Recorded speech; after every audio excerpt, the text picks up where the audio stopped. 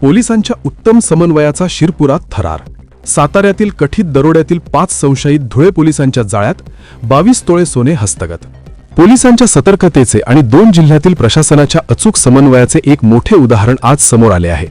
पोलिसांनी दिलेल्या प्राथमिक माहितीनुसार काल 27 फेब्रुवारीच्या मध्यरात्री साताऱ्यातून मुंबई पुण्याच्या दिशेने सोन्याचे पार्सल घेऊन जाणाऱ्या कुरिअर कर्मचाऱ्यांना अडवून तब्बल 21 ते 22 तोळे सोने लुटल्याची धक्कादायक घटना घडली होती।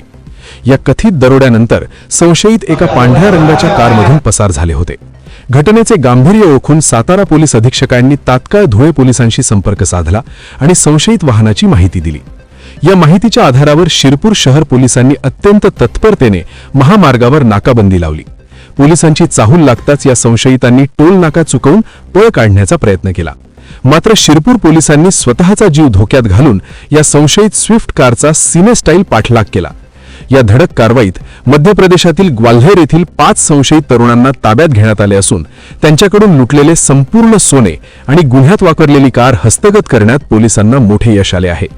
या संपूर्ण कारवाईबाबत शिरपूर शहर पोलीस ठाण्याचे पोलीस निरीक्षक किशोर कुमार परदेशी यांनी काय अधिकृत माहिती दिली आहे ते पाहूयात।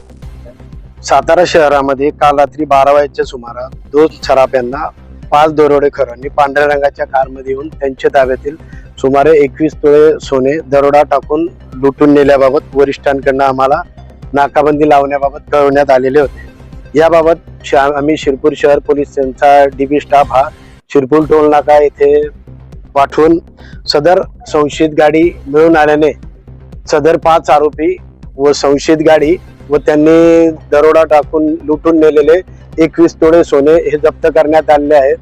सदर कामगिरीसाठी आम्हाला पोलीस अधीक्षक श्री धिवरे साहेब, ॲडिशनल एसपी श्री देवरे साहेब, एसडीपीओ श्री गोसावी सर यांचे मार्गदर्शन लाभलेले आहे।